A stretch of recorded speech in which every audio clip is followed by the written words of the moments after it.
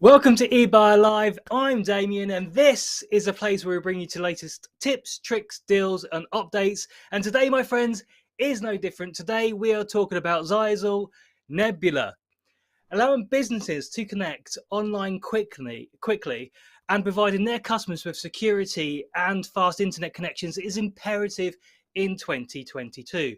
So stick around. Maybe you'll learn a thing or two. Welcome, everyone. I hope you are well. Well, as usual, I'm not alone in the studio today, so we'll bring in our special guest, and that's Dan Marsh. Dan, good afternoon. How are you? I'm very well, thank you, Damien. Thank you for having me today. That's not a problem. Not a problem. Dan, so this is the first time you are our guest on Ebuyer Live. So maybe you can share a few things with our viewers of who you are and why you're here to talk to us today. Yeah, well, my name is Daniel Marsh. I've worked for Zyxel now for around 3 years. I've actually been using Zyxel for around 12 years. I'm a business development manager, and I usually get involved with customers, the projects that they bring to us, and help deliver the solutions and get involved with some of the more technical side of things, let's say. Brilliant. So what are we here to discuss today? So today we're here to discuss our Nebula platform and sort of its functionality and sort of what it can do for you, you guys at home in developing and deploying a network infrastructure.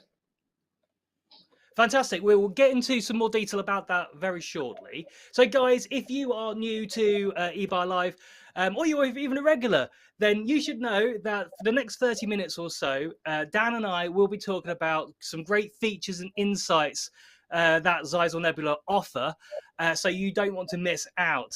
Also, caring is sharing. So if you know somebody who needs to watch this particular stream, make sure they're fully aware of it.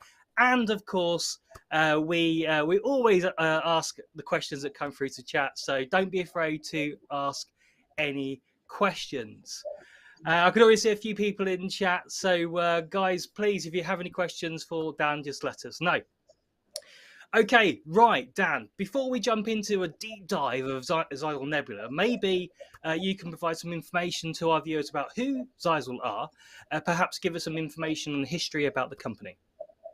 Yes, certainly. So the company's been established since sort of 1988, and believe it or not, it started with one man and a vision, like many of these decent companies do. So a guy called Dr. Chu, he rented an apartment, and he actually started developing our first analog modem. So that's where we really came into the market, delivering those sort of modem and that communication things. So when it comes down to it, we evolved from that. We've now got 35 branch offices worldwide, and we offer a full range of networking equipment. And one of the good things is about Zyxel, and I've known this for like years, which is why I'm quite passionate about it, is we don't just look at the market demands and develop our products towards that, but we actually listen to the customers and the requirements, and that's what drives our products development, so that we can offer the right solutions for what the customers actually need moving forward.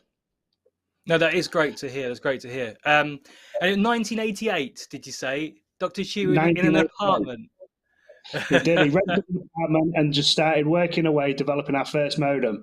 And it's quite a good story when you think about it, because it's like anything. Any of the big companies, they all start off with a vision in a Yeah. garage, in a basement, and they develop from there. Brilliant, brilliant. Well, thank you very much for that information, Dan. So, who are the types of customers that Zyxel offers solutions to or for? Well, to be honest, we actually offer a solution for quite a wide variety of sort of verticals and people. So, I mean, we can go as low as sort of home users, small, medium businesses, hospitality. We've got quite a lot of success and working quite a lot with academy trusts as well at the minute, deploying solutions of a wide variety. I'm Yeah. also looking into projects such as arenas and stadiums, and offering a full Wi-Fi solution throughout them as well. So again, a full-on variety. So, guys, as I said earlier, if you know someone who would find this particular stream useful, if you fall under the category of home users, small, medium businesses, hospitality, academy trusts, etc., pretty much anyone, then you need to make them aware of this particular stream. Brilliant. Thanks, Dan. Right. So, Zyxel Nebula. What is Nebula? So Nebula is a cloud management platform. So it gives the benefit from a single pane of glass for customers to both monitor and maintain their entire network infrastructure. And this is looking after devices such as wireless access points, switches, firewalls, and then we've recently included the 5G and LTE technology into that as well. I mean, Nebula is very powerful, it's very versatile, and it allows you to scale it as well to the size of the customer. So as the customers grow, Nebula can grow with it. So it's got that real high flexibility element to it as well. Brilliant. Thank you. Thank you. Right, so I've been onto the Zyxel Nebula site, and there are 4 main areas that showcase the business. And so, can we go through each of those, if that's okay? Yeah, certainly. Brilliant. Okay, so we're going to start off with the first one, which is Wi-Fi that works. Can you explain what's special about Nebula Wi-Fi's solution?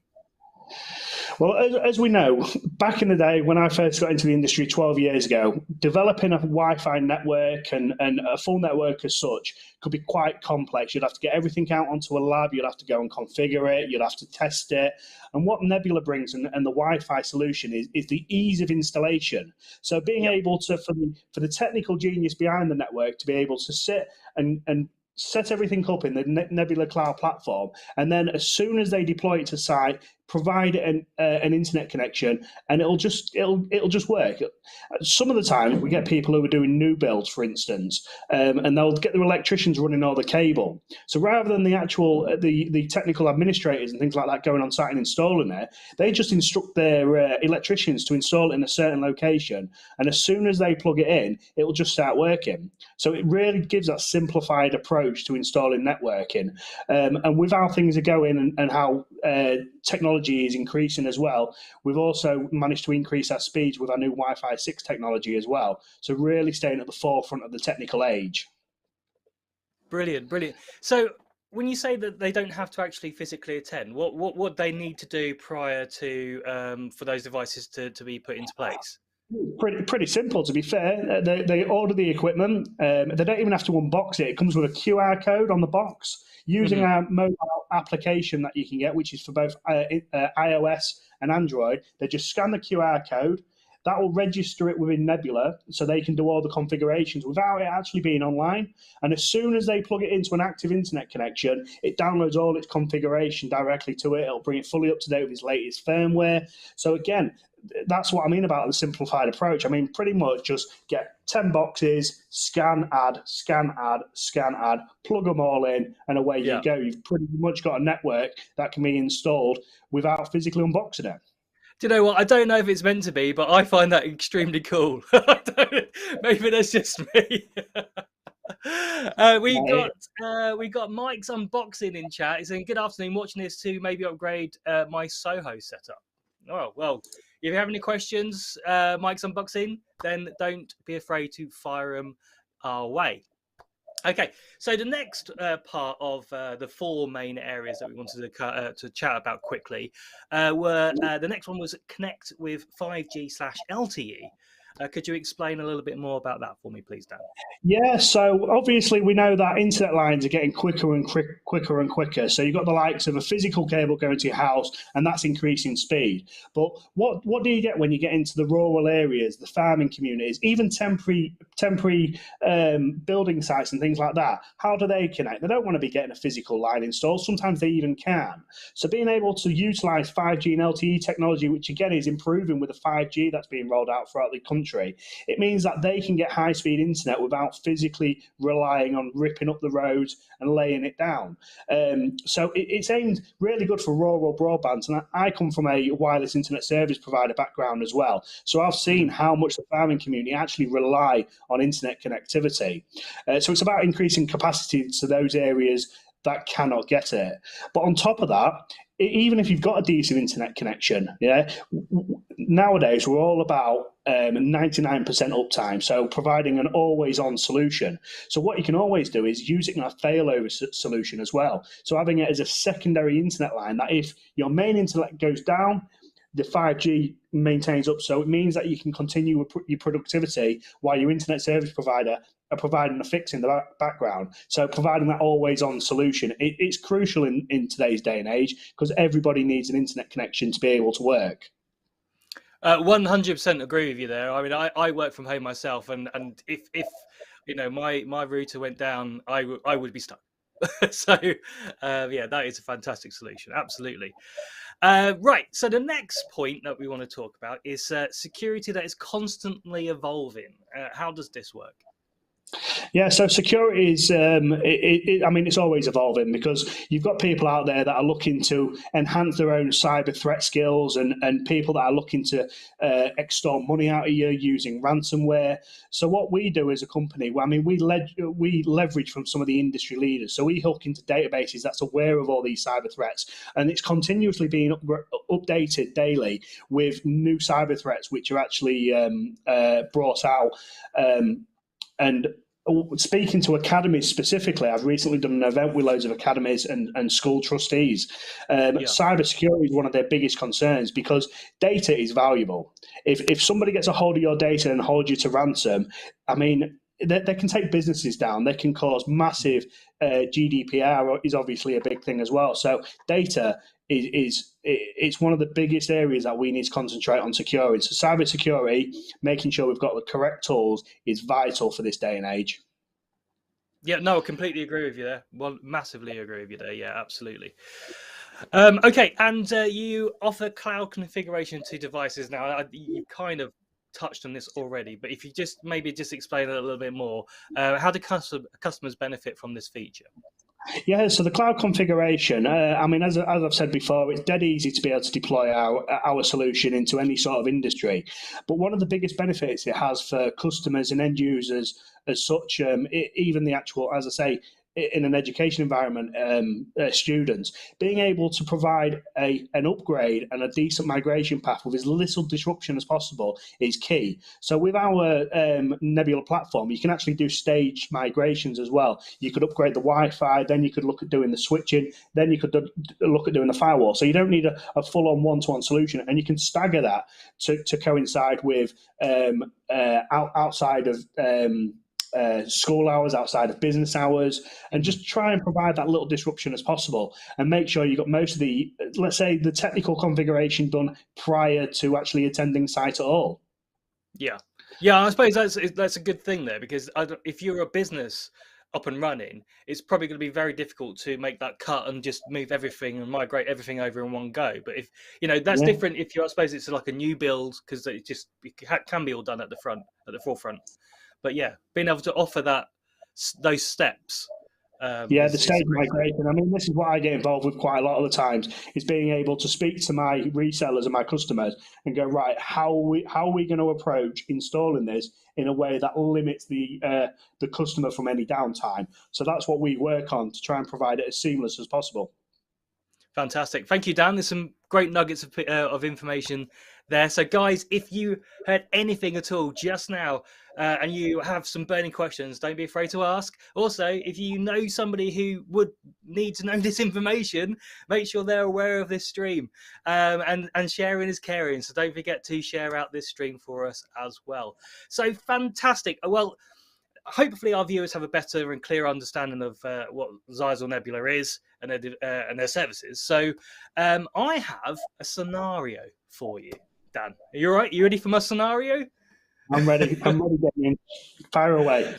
Right, it's a little bit long, so I am going to just bear with me a second. I have to read it directly off my screen. So, okay, Dan, I have a business scenario for you.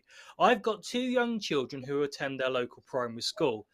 As primary schools go, it's a large school with 3 classrooms per year with 30 children per class. They have laptops, digital whiteboards, tablets in each classroom. Each classroom has an Ethernet connection, and each classroom, as far as I know, has its own router plugged into the Ethernet socket. This school is one of 5 schools that are under the same management in my area, and they all require an overhaul. How would Zyxel Nebula make learning better for my kids and hundreds of others? Now, that's a very good business scenario. And I mean, one of the key things that you said in that sentence is that you've got 5 schools under the same management. So the one thing that we need to understand is any disruption to internet connections or Wi-Fi is going to hinder a child's learning, because all of the curriculum, back when I was at school, we used to have a whiteboard, we used to pull out the overhead projector, but times like that have gone now. I mean, everything uses the internet. So having a centralized management platform allows the system administrators to react to any potential problems straight away. And we know from a geographic location, the schools could be miles apart, meaning that if they get an issue and they've got to drive backwards and forwards, it's going to take time.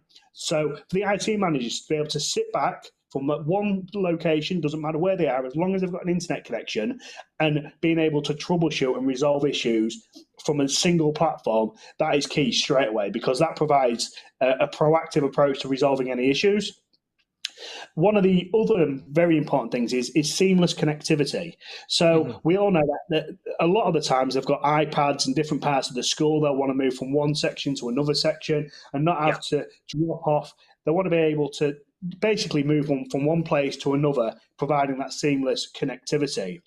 I'd like to also go on the fact as well that wireless specifically, because it's quite open to the elements and it's got loads of environmental factors, is co-channel interference. So being able to actually resolve and support these co-channels and making sure that the wireless connections are maintained is crucial as well. And again, the schools are only going to get bigger. They're going to increase capacity. If it's an academy, for instance, an academy might look after 5 schools, but who says that in their plan in 5 years' time, they're not going to take on another 15 schools? So scalability, being able to add new schools to the platform and provide them the same level of management as well, is also a very key sort of feature. And then in regards to, in each classroom, for instance, being able to install the access point is very easy. They can be mounted on the walls, they can be mounted on the ceilings, anywhere where there's a network point. And in some situations, even where there isn't a network point as well, using what's called meshing as well. Wow. Okay. Well, thank you very much for that information. That's brilliant, Dan. Thank you. I think my scenario has been fully answered.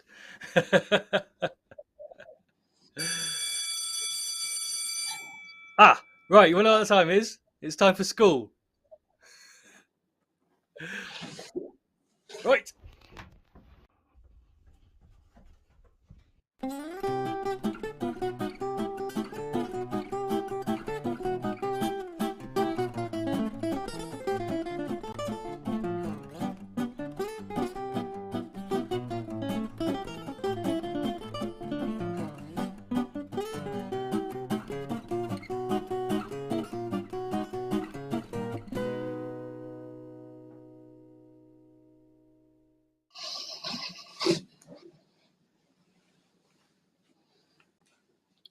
Somebody's getting a detention.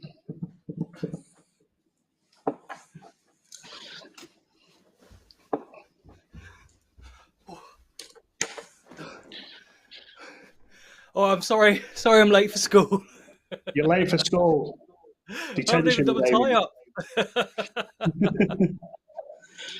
Oh dear, oh dear. Oh. Oh. Right, that was not the smoothest transition ever. I'm looking, I'm looking at myself in the on the monitor, trying to do my tie up, and I'm grabbing the wrong side. Right, that will do. Right, no, so we're on the subject of schools, so we thought we'd just like sort of get in the mood a little bit for it. So yeah. Hi Jason, welcome to the stream. Hi Liam. Detention for that tie. Yeah, no, this is the way. Surely this is the way you meant. This is the way I used to wear a tie when I was at school. But we are going back to the 90s then. I think I'm back in the 70s. Oh, okay, brilliant. And Ebuyer saying they're rating that hat, Dan. And Liam says Danny looks more like a golfer. Well, you say this is what my geography teacher used to look like, so that's where I leverage my inspiration from. Fantastic. So what we're going to do next, guys, we've got a number of questions that are loosely related to the business scenario that we just went through. So we're talking about schools, and so we thought we'd get into the mood of being well, I'm a student and Dan is a geography teacher. So we're going to go through a few of these questions and probably better explain the whole business scenario and how Zyxel Nebula help with that. And Dan is going to do some great demos along with it. So we have a question, hopefully, that should be appearing, which is, can you show some of the security features, please, Dan? Yeah. So, in regards to security, most of the security is done on the firewall section of our platform. So, if you can see my screen now, you'll see that this total view here is a dashboard of Nebula. You have the ability to switch different sites as well. So, this is what I say about single pane of glass for multiple sites. So, down the left-hand side, you've got all your facilities, and we've got firewall listed down here. So on the firewall, as I say, we're going to specifically look at some of the security features that we've got, because cybersecurity is very important. But it doesn't just include cybersecurity as well. It's things like content filtering. So from a school point of view, you won't want all students accessing every single website. So you have the ability to be able to restrict this and put a little message on there about contacting the administrator. Being able to control the type of applications you use. So with social media and with our technologies evolving nowadays, you've got things like TikTok, Instagram, Facebook. All of these things are going to lower productivity and deter people away from what they should be doing. So being able to restrict these as well is important. And also being able to prioritize applications as well. So things like Teams or sometimes YouTube is used for an education tool as well. So being able to actually prioritize that over other things on the network. And just being able to, as I say, when it comes to cybersecurity, so phishing. So this is something where it's an illegitimate, say for instance, website that has been come through on an email. Being able to restrict that, malicious downloads, spyware and adware, and any malicious sites, and being able to restrict that on your network is vitally important, because that's how your networks will contract some form of malware or virus that will actually impact your network as a whole. And one of the important things as well, obviously, I've touched on malware. Malware is very important to be able to block.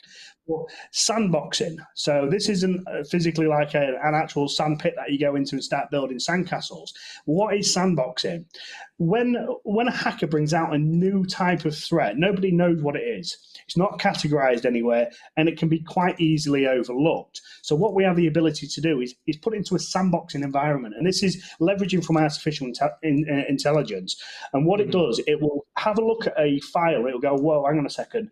I don't know who you are. You are not categorized. So what does it do? It puts it into an emulation, and it goes, right, I'm going to unpack you. I'm going to run you. I'm going to see what you do in a virtual environment and have a look to see if you're going to damage me.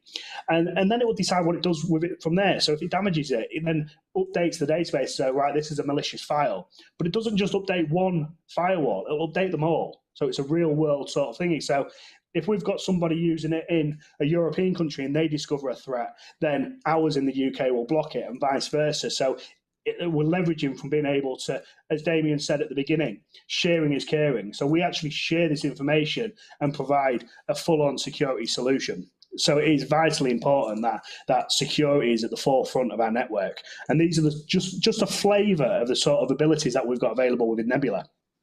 Brilliant, fantastic. How long do things stay within the sandbox environment? Quite quickly. I mean, what it does is it'll upload it to the sandboxing environment, and within in a matter of a few minutes and that lot, the database will actually be updated in real time.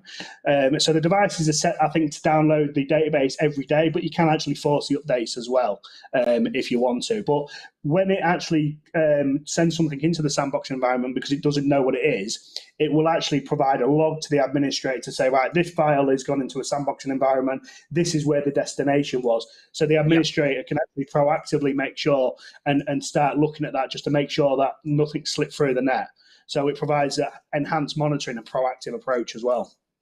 No, that's really good. That's really, really good. Sorry, I'm still looking at myself on my monitor and looking at the disgrace that I I'm not sure if I look like a student or dishevelled businessman from the 1980s. It's one of those two. Brilliant. Okay, so we have the next question, hopefully coming through. A lot of people work from home these days. So how can this be managed? Yeah, so obviously things have shifted a lot to working from home and a bit of a hybrid working as well. So if we go back into the demonstration and we have a look at like the firewall section again, you can do site-to-site VPN. So this is specifically for when you've got a head office and multiple branches or multiple different schools connecting back to one. But for this instance, we want to be looking at remote access VPN. So there's two VPNs that we can do, which is an IP set, which is very secure, and an L2TP, which is generally built into Windows. Now, the good thing is like the L2TP VPN is you can configure it in a matter of a few clicks. But more importantly, 9 times out of 10, when you've got people working from home and stuff like that, they're not always au fait with what a VPN is. How do I configure a VPN? And before you know where you are, you get involved with quite a long troubleshooting exercise to get somebody working. What you've got here is the ability to actually send a file out to that customer's email, to the customer's email address to the end user. And all they've got to do is run this email, and it will go and actually create a VPN on the computer for you. So bringing, again, that simplified approach to working from home for those people that aren't very technically savvy. That's really good. So just to clarify that, if a teacher had to go recently, so last year, a lot of the teachers were doing parents' evening virtually, and the particular parent that we were speaking to was in her kitchen. So if she went home and logged onto her own personal device, there would be a link there that she'd be able to click on and be able to be logged into this VPN. Exactly. So basically, as long as they've got access to their email, they'd be able to download the file from their email, double-click it, and then as soon as they've double-clicked it, they'll be able to access all the school resources as though she was physically sat at school, but from being at home. Really, it's providing that element of extending the school or the business to that home environment. Yeah. No, that sounds extremely useful. Absolutely. Fantastic. Guys, if you have any questions for Dan whatsoever, we'll say whatsoever, it has to be related to what we're talking about. But if you have any questions for Dan, don't hesitate to ask. And also, caring is sharing. So we are sharing some knowledge bombs here. So if you know somebody who is currently looking for some kind of solution that along the lines of what we've been talking about, then please make sure they are aware of this stream. Okay, we're on to the next question. That should be coming up now. How can an administrator address potential issues? Very good question. So, I mean, one of the biggest issues that I ever get raised is wireless. As I say, it's open to the environmental factors. So there's nothing stopping someone rocking up, setting a hotspot on the phone, running on the same channel as your Wi-Fi. It's like I've used a description before that if you've got two TVs sat next to each other and you've got one remote, exactly the same models, and you're trying to change a channel on one TV, it's going to change them on both because they're both on the same channel. It's a little bit similar with wireless. If you rock up and put something on the same wireless channel, then you're going to start causing interference. You're going to start causing latency issues and a bit of buffering and things like that. Things like that we need to avoid. So if we go back into the demonstration, we have an ability within our platform called Wireless Health. So when you click on this Wireless Health, it actually looks at both the access point and the clients and will determine if there's any issues. So you'll see for the last 24 hours, everything's been absolutely fine. But what if we go back the last 30 days? You'll see here we've got a few, and it's color coded like a traffic light. So green is good, amber is a potential issue, and red is that it is suffering issues. So you'll see certain access points were suffering certain issues at certain times within this 30-day period. And what the platform can do automatically is change the channel automatically. So you can turn on all these auto optimization settings. And again, looking at it from an artificial intelligence point of view, it will make changes and resolve issues without anybody having to do anything. So it's all about that proactive approach as well to troubleshooting and networking. That's amazing. That's absolutely amazing. Sorry, Dan, I don't know if you were to say something else then. No. That's, as I say, that's one of the biggest issues. I mean, there are other areas as well that we can go into with troubleshooting. When it comes to networking, whether there's cable faults, we have the ability to troubleshoot cable faults on it. And obviously, it all determines what sort of issues people are having. I mean, we have the ability. I mean, having a look at the network topology on the demonstration again, the network topology will actually provide you a full picture of what the network has in terms of equipment. Now, I'm on Frankfurt at the minute, but if I go to New York, it'll load it up. You'll see here that we've got an access point that is running an alert, and this is actually operating at a lower speed. And by diagnosing this, we can see the remote port is plugged into port 1 on the switch. We can go to this switch, and we can establish that that is a potential issue. So we can see here, port 1, which is our access point. We click onto that. It'll then give us all the information that we need. And you'll see we've got reports here of RX packets, but more importantly, you can run a cable diagnostics, which is very, very, I mean, I love this feature because not only will it tell you if there's an issue, but it'll also tell you at what length away from the switch the issue is. So it actually gives you visibility of how far away the potential issue could be with the cable. Well, you know what? Again, I said it earlier. I'm not sure if some of this stuff should be cool, but I'm finding it cool. And you know, some software actually looking at a cable and identifying where that issue is going to be on that cable is very, in my books, extremely cool indeed. Now, I think maybe that I don't know if you're just tuning in now, but maybe just to sort of re-clarify what you're doing there, you can do from anywhere. You don't have to be physically at the location sorting out these problems, or you know, being an administrator of the network there. You could be working from home, I assume, Dan. Yeah. I mean, to be honest, it's quite funny. I know people that have been on holiday in Spain and been sat there ringing me up going, right, we've got this issue. And they're like, right, we've had a look at this, that, and the other. And they've basically been sat there either in the hotel at the side of a swimming pool, accessing Nebula. And I'm like, mate, get some cover and enjoy your holiday. But no, they're taking the work home with them, that's for sure. That's brilliant. That's hardcore. It really is. Fantastic. Thank you very much. Right, we have another question that should be popping up. This is question number 5. How can someone look at the network to see connected devices? I think you kind of looked at that already. We touched on it a little bit. So I've shown you obviously the topology and things like that. I've been able to have a look at the actual network itself, but to see how people are connected. So if you have a look at like the switch, for instance, at the top you've got all the monitoring sections, and from here you can actually click on clients. And what this does is it shows you everything that's physically plugged into the switch. It shows you what switch it's plugged into, what port it's into. And it will also tell you what IP address as well if you're using our gateway. So it really does give you visibility of it. And that's from a cable point of view. From the Wi-Fi point of view, you've got exactly the same sort of screen, which shows you the bandwidth and the usage. So you can see that there's people connected to what SSID, what actual access point. So if someone comes to you and go, I'm having an issue, or okay, what's your device? It'll be like, oh, it's called Archer's iPhone. we Yeah. can see it's connected to the VIP room AP. And from there, we can actually start drilling down into the access point to have a look to see if there's any potential issues. So it's very fluid in how it works. You can have a look at the client, you can narrow down into the access point, you can drill down into the really technical abilities that you've got available within it. It's very, very powerful. You've got histories, and you can see here, it could just be the case that the firmware needs upgrading. That's And even brilliant. from a point of view as well, Damien, you've got clients available on there, so you can see everybody that is connected to both your Wi-Fi and your switching network, and give you that full visibility of everything. That is incredibly handy. Incredibly handy indeed. Okay, fantastic. That is the end of our demos, ladies and gentlemen. Like I said, if you do have any questions for Dan, don't hesitate to ask away.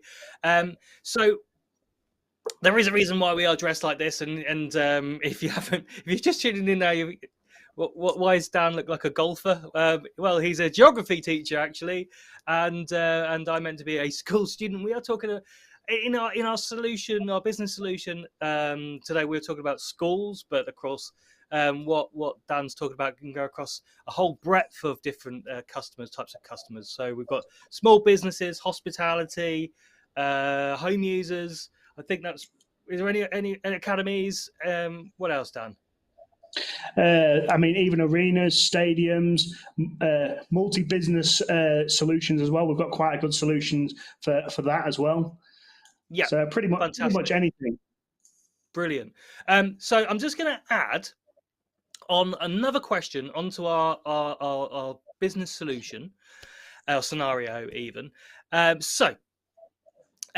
We've already discussed how Zyxel Nebula would help with my children's school and the other five odd other schools that they're connected with.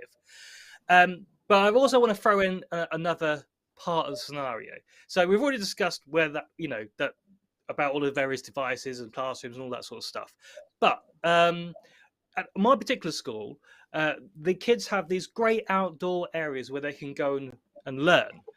And what they currently use, they either have to wheel out, a whiteboard or a chalkboard, or bring out a flip chart, which seems so strange because they've got all these fantastic connected devices, but they can't go outside of within this short range of the current Wi-Fi signals. So, is there anything that Zyxel Nebula could offer in this particular situation? Yeah, we've actually got some quite good solutions for outdoor Wi-Fi, providing, as I say, Wi-Fi connectivity for that very scenario. So a lot of our indoor access points fit an outdoor enclosure, so you can actually just put the indoor access point into an outdoor enclosure, fit it to a wall, and then that'll provide you outdoor Wi-Fi. But for the more high density areas and bigger areas, we have dedicated outdoor access points. One of them you can use external antennas, you can do directional, omnidirectional. You can even hide the access point and just have the antennas that are on show for those areas, for listed buildings where you don't want to be able to see it. But we've also got one which provides a 90-degree angle. And I don't know if you remember when you was at school, Damien, but you used to get these portal cabins that was like temporary buildings. I say temporary because 5 or 10 years down the line, they were still there. So usually you'd have to run a cable to get internet to them. When I was at school, they didn't have internet in it. They just had a whiteboard. But nowadays, they're going to want internet in there. So you actually have the ability to install 2 devices, one on the main building, one on the new portal cabin temporary building, and provide a point-to-point link between the two. I know I've had one installed at a yacht club, for instance, providing a link for up to a mile, providing network connectivity. And they've had nothing but good things to say about the level of connection they actually get as well. No degradation at all. That's brilliant. That is absolutely brilliant. I've worked in previous companies that have had portal cabins put up for like temporary offices and stuff like that, and they had wires overhanging and all sorts of things. So that would definitely have helped in those particular situations. Yeah, no, I as well, and we used to end up tying our shoes together and chucking our shoes over the top of them. Indeed.